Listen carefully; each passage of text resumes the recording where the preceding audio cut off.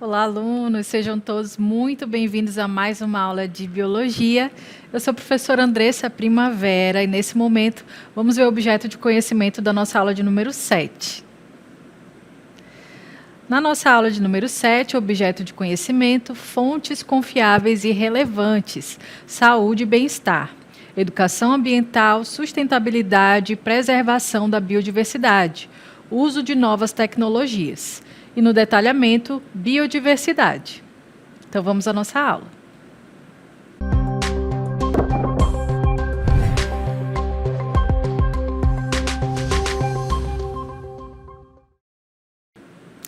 Muito bem, vamos iniciar a nossa aula falando um pouquinho sobre biodiversidade, mas essa aula vai focar um pouco sobre as bactérias, tá?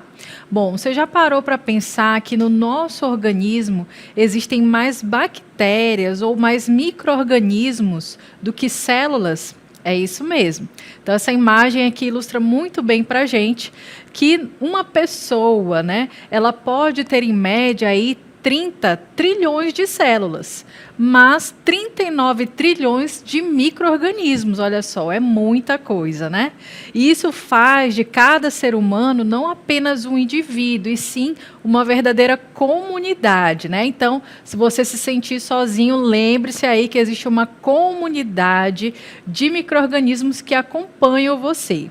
E ao contrário do que a gente pode imaginar, esses micro-organismos podem causar, né, doenças, alguns males, mas na realidade, a grande maioria deles, pessoal, trazem benefícios para o nosso organismo, participam aí na promoção da nossa saúde, é o que a gente chama de microbiota natural, ou seja, elas fazem parte, né, do nosso organismo e nos ajudam no nosso dia a dia, nos protegem contra outros micro-organismos externos que sim poderiam causar doenças no nosso corpo, certo? Então, agora que você já sabe dessa informação, né, sabe que os micro-organismos eles podem sim nos ajudar, que eles estão presentes, né, no nosso corpo, talvez até mais numerosos do que as nossas células, né?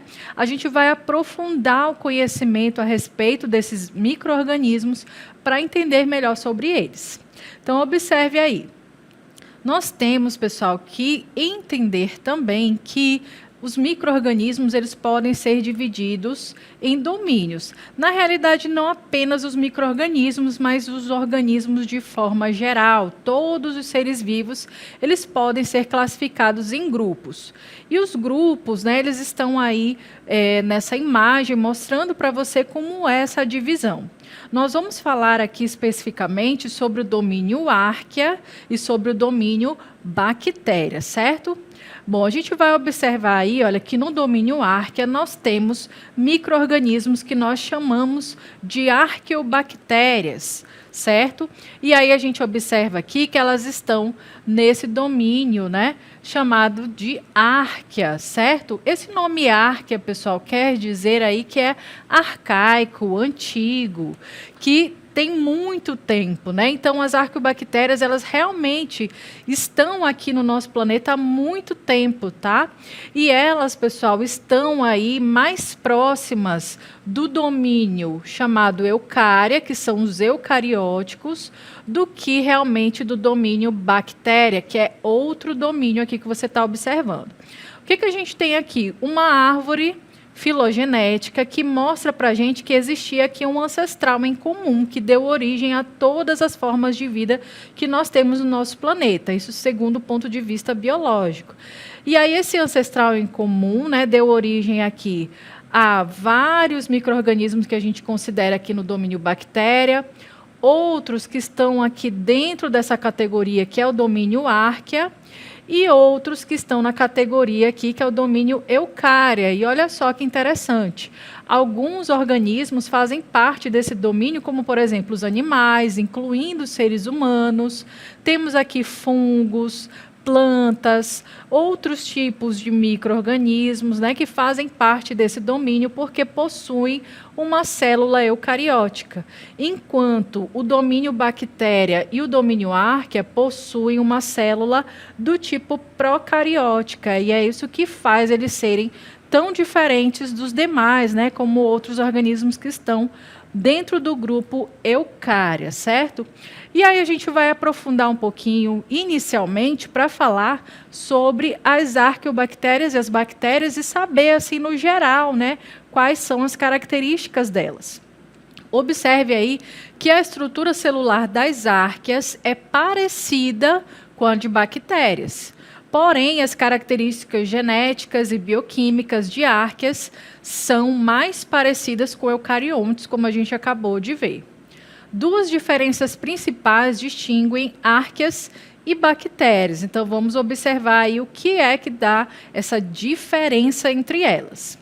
A constituição química da parede celular. Então, a grosso modo, se você fosse observar uma arqueobactéria e uma bactéria lado a lado, talvez você não fosse identificar, né, uma grande diferença.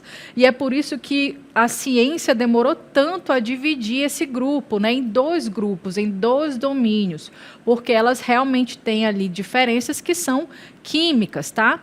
Em arqueobactérias pode existir uma enorme variedade de paredes celulares.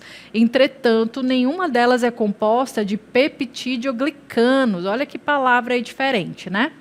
Um componente presente nas bactérias. Então, esses peptidoglicanos não estão presentes aí nas arqueobactérias, ok? Que são aquelas consideradas mais antigas, mas aparecem aí nas bactérias. E como que fica a organização, né? Então, a organização e funcionamento dos genes. Nas árqueas, a sequência de genes e de suas ações assemelham-se com as de seres eucariontes, que a gente viu lá naquela imagem, que os seres eucariontes são os animais, são as plantas. Então, desse ponto de vista aí dos genes, do DNA que está presente dentro de uma arqueobactéria, é muito mais parecido com o eucarionte do que com uma bactéria. Então, olha só essa imagem que mostra para a gente uma diversidade de bactérias, tá? Elas são muito semelhantes às árqueas que a gente viu anteriormente, mas a gente vai perceber apenas ali na composição química é que mostra mesmo para a gente a diferença, certo? Bom, a gente vai visualizar aí a estrutura celular das árqueas e já antecipando para você que ela é muito semelhante à estrutura celular das bactérias, mas para a gente ver aí, né, como ela é por dentro, vamos observar que esse, pessoal, é um exemplo também, né, essa célula, esse tipo celular que é das árqueas, é um exemplo também de célula procariótica. Por quê? O DNA dela, olha só, que é o material genético, tá? Está disperso nesse citoplasma, que é uma parte aqui dessa célula. Não está dentro de um compartimento, né, como em uma célula eucariótica. Ela vai apresentar parede celular, vai apresentar membrana plasmática, vai apresentar aqui mesossomos, também vai apresentar aqui, olha, um DNA extra, que é chamado de plasmídio, e vai apresentar também ribossomos, né? E aí, claro, isso aqui é uma imagem genérica que vai ter em todas as arqueobactérias. Ela vai apresentar estruturas como pile, flagelos, também para sua locomoção, né? E tudo isso vai estar aqui organizado dentro desse tipo de células, tá? Então, já grave bem aí como é a imagem, né, de uma célula procarionte, uma célula que é diferente de uma eucarionte, que é a célula animal, vegetal, entre outras, né, para que você já visualize isso e memorize essa imagem. Isso é importante você gravar, tá bom? Bom, a gente vai avançar aí para falar um pouco mais sobre as características gerais das árqueas. As árqueas constituem um grupo bem diversificado. Por quê, gente? Elas podem ser autótrofos ou heterótrofos, quer dizer que autótrofos produzem o seu próprio alimento e heterótrofos quer dizer que ela vai em busca da sua nutrição em outros locais, tá? Podem ser anaeróbios ou aeróbios. Anaeróbios, que não dependem do oxigênio para sua sobrevivência. E aeróbios são aqueles que necessitam do oxigênio para sua sobrevivência. Com relação ao formato delas, né? Como é que elas podem ter aí a sua aparência? Elas podem apresentar a forma esférica, de bastão, espiralada, achatada ou irregular. Isso é comum também nas bactérias, certo? A gente vai ver aí mais adiante como seria cada uma dessas formas. Elas também podem se reproduzir de forma assexuada e sexuada. Na forma assexuada é quando não há troca de material genético. Elas formam ali apenas um clone delas mesmas. E na forma sexuada, a gente vai ver que elas trocam, né, aí o material genético, tá? Vivem também em ambientes extremos, como lagos de água quente, fendas vulcânicas e tubo digestório de animais. E é justamente isso, pessoal, que mostra para a gente quantas arqueias elas são aí diferentes, tá? Lembra que eu falei que arca significa arcaico, antigo, né? E é justamente por isso que elas são diferentes. Elas estavam aqui no nosso planeta antes mesmo das condições serem favoráveis a outras formas de vida.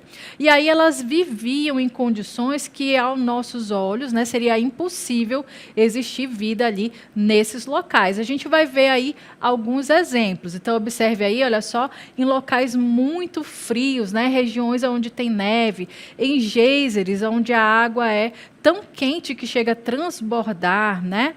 A gente percebe que elas já estavam nesses locais. Em poços de petróleo, olha só, então elas podem também habitar nesses locais.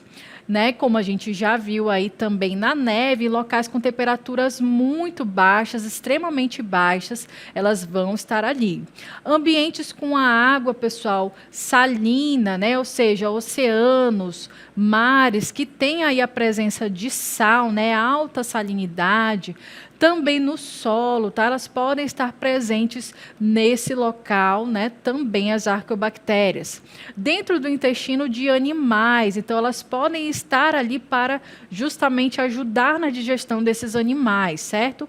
E em águas, como a gente já viu aí, oceanos, mares, né? Elas vão estar presentes até mesmo nas profundezas. Então, são locais que a gente observa assim e não consegue entender como elas foram parar ali, como elas conseguem estar presentes nesse ambiente, em que outras formas de vida talvez não durariam nem um minuto.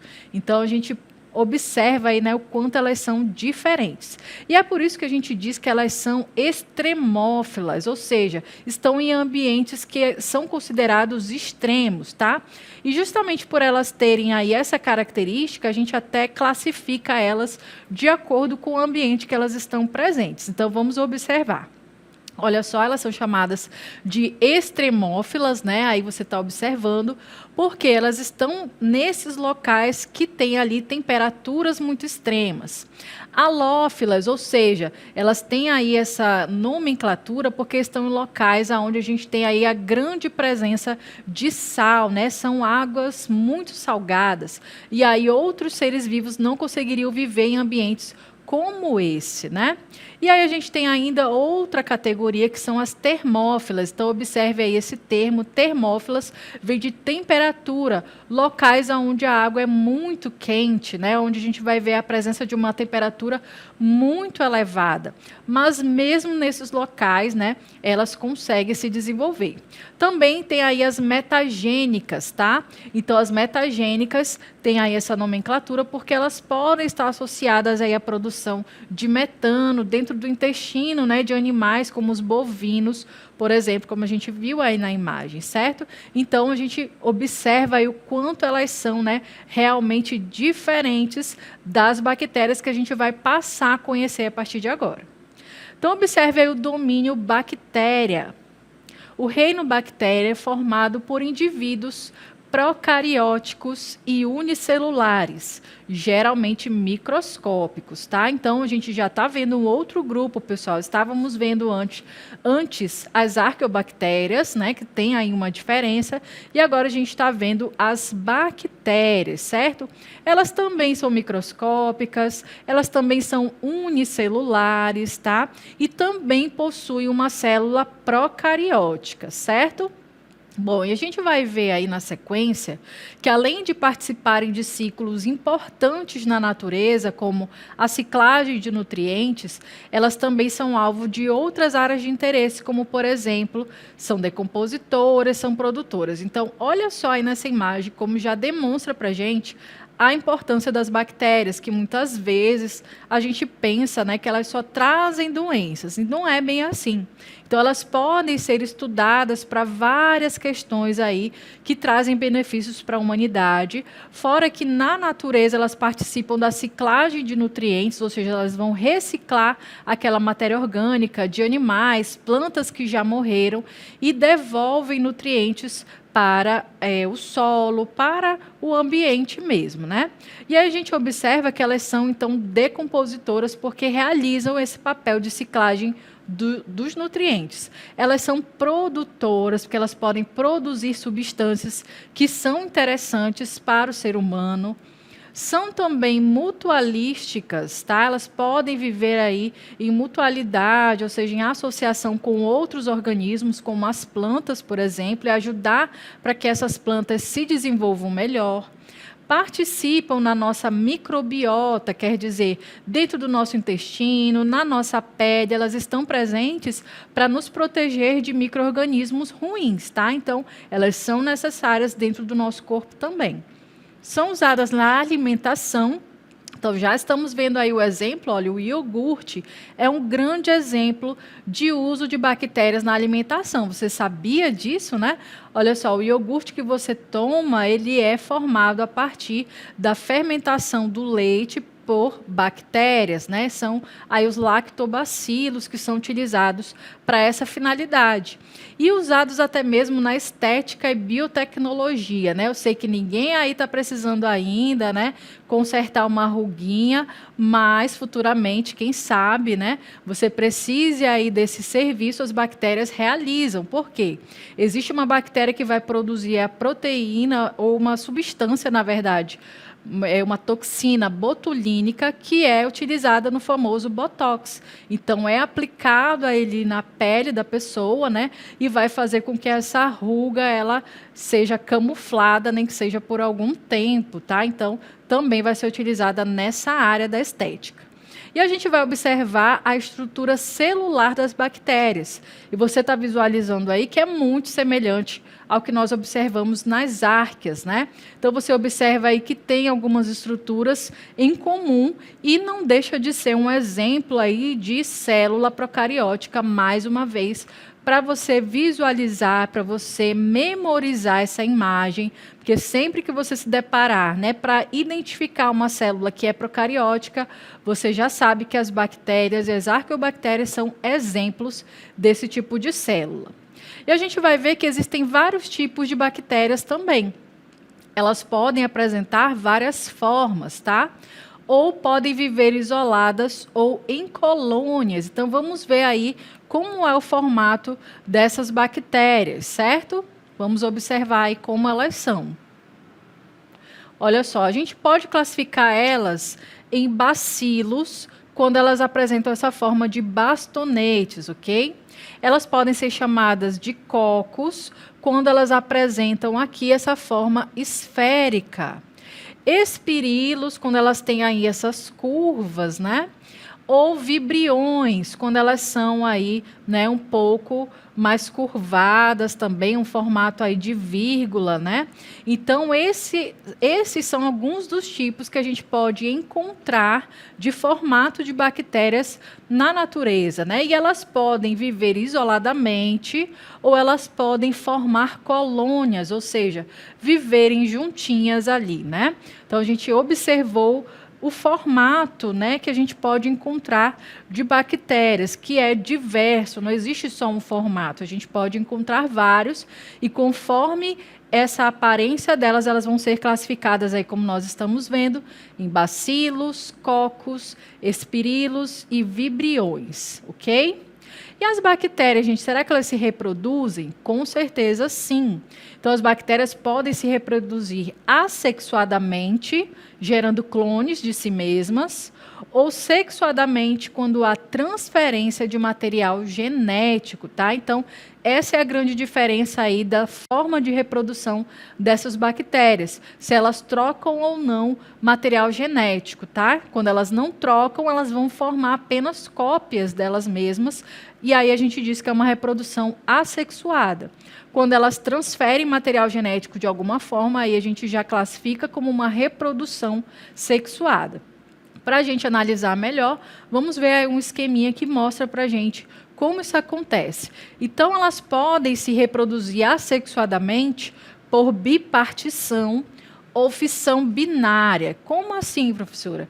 Esse nome já é bem sugestivo, né? Uma bipartição, uma fissão, ou seja, vai dividir essa célula. A gente tem aqui a célula mãe, que vai começar a duplicar tudo que tem dentro dela, inclusive o material genético.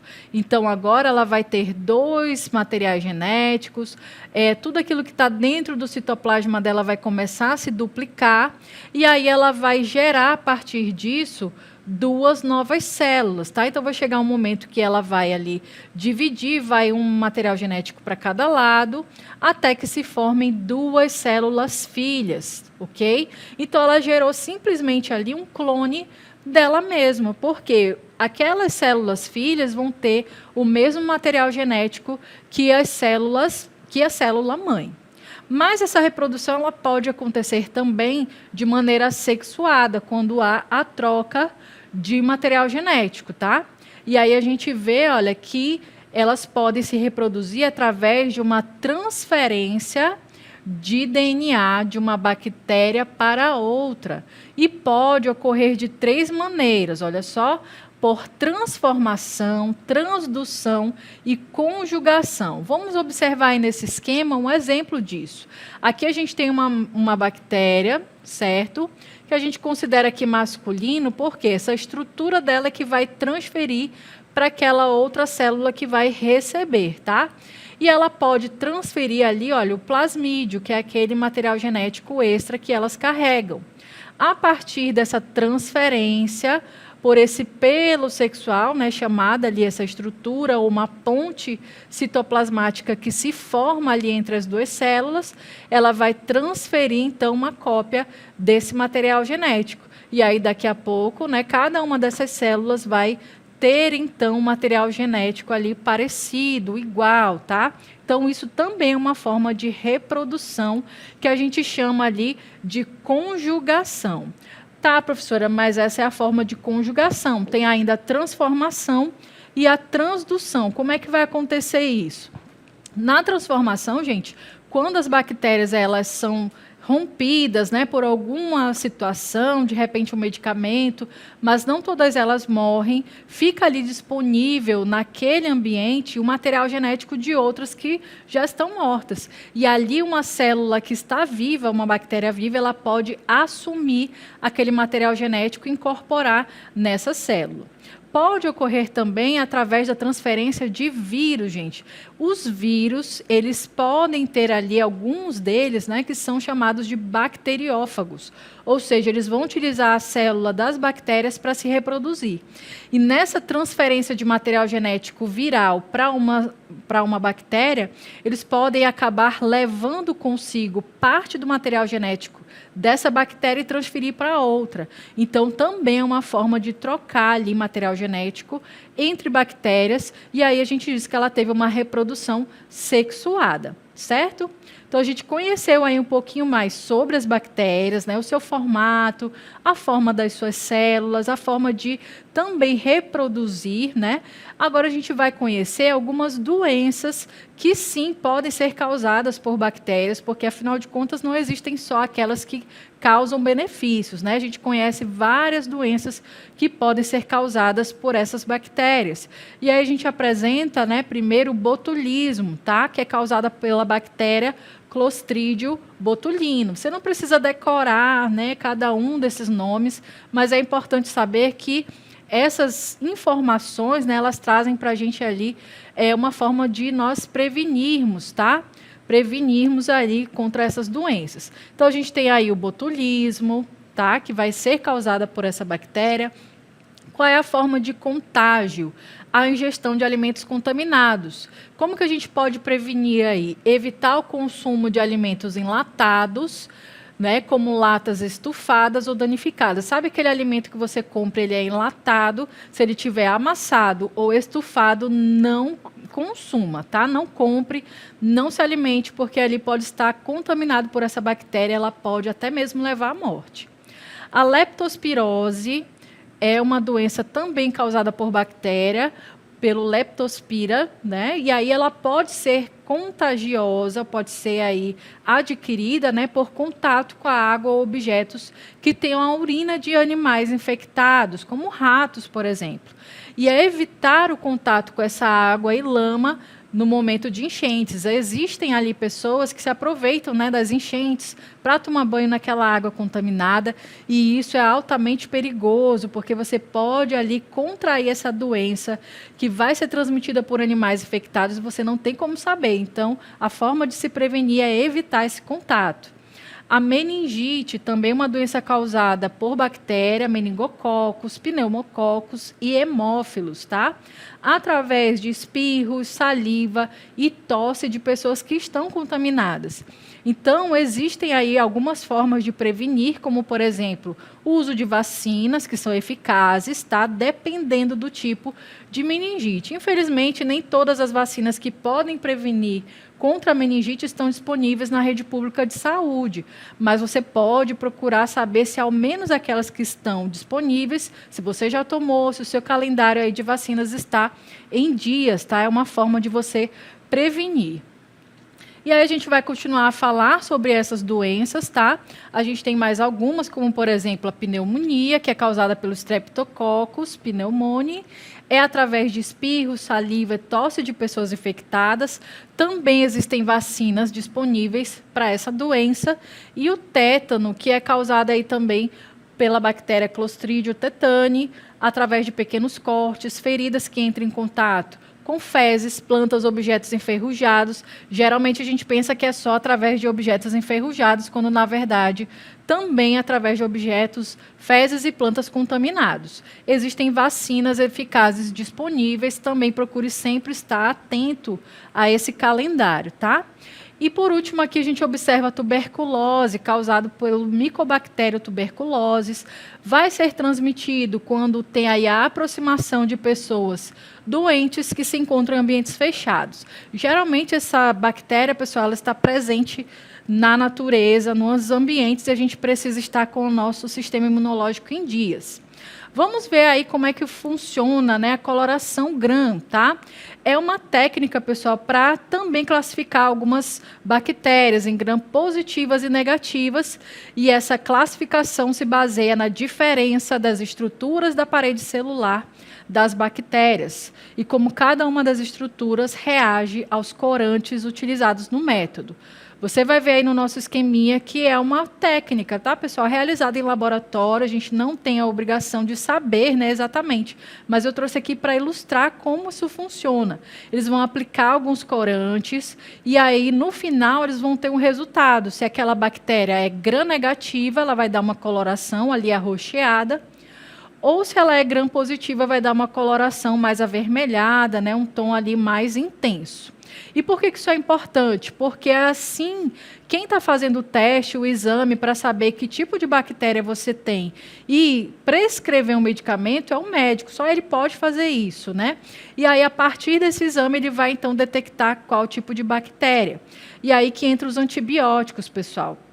A gente tem aí a nosso favor os antibióticos, que são medicamentos, tá, que nos ajudam. Mas, embora eles tenham sido um avanço crucial na medicina, é importante lembrar que o uso excessivo ou indevido pode levar ao desenvolvimento de resistência bacteriana, uma ameaça crescente à saúde pública. Então, observe aí que você não pode utilizar esse tipo de medicamento de qualquer maneira. Ah, meu vizinho usou, usa também, funcionou. Não é assim, tá? E também, quando o médico prescreve para você, você precisa obedecer à risca aquilo que foi estabelecido por ele, como, por exemplo, os horários, os dias. Ah, mas eu tomei aqui por 3 dias, o médico mandou eu tomar por 7 dias. Mas eu já estou me sentindo melhor, então eu vou parar de tomar. Não faça isso, porque você vai estar contribuindo para que aquelas bactérias elas possam criar ali uma resistência dentro do seu organismo. E aí você vai estar anulando o efeito desse antibiótico. Com isso, né, o seu organismo vai ficar mais suscetível a não conseguir mais reagir a essa bactéria ou ter que tomar um medicamento ainda mais forte. Então, siga as orientações certinho, tá? Bom, a gente vai falar aqui no geral, né, como que essas arqueobactérias, elas podem nos ajudar e como elas estão presentes no nosso dia a dia. Então, a gente vê aí através da indústria alimentícia, tá? Quando a gente viu ali na produção de queijos, de iogurtes, na biorremediação para ajudar a recuperar ambientes que antes estavam contaminados. Existem bactérias que vão degradar substâncias que para os seres humanos são tóxicas, mas para elas são fontes de alimento. Na indústria, na medicina, na farmácia, né, ou seja, na indústria farmacêutica, elas também vão ser utilizadas. Na clonagem, transgenia, ou seja, elas vão ajudar a transferir genes de interesse para outros organismos. Também, gente, na biolixiviação, ou seja, na mineração que se usa bactérias, né? Você sabia que é possível usar bactérias também na mineração, nessa atividade que ela pode trazer ali grandes prejuízos para a natureza, porque vão utilizar substâncias que são altamente tóxicas. E aí elas podem, né, essas substâncias podem ser substituídas por bactérias que vão fazer o mesmo papel, tá? Vão desempenhar ali o mesmo papel e gerar o mesmo resultado. Então, quer dizer, você conheceu aí ao longo da nossa aula esses organismos tão importantes, né, apesar de estarem invisíveis no nosso dia a dia, mas eles são cruciais aí para a nossa saúde, para o equilíbrio da natureza também. Eu espero que você tenha compreendido e até uma próxima.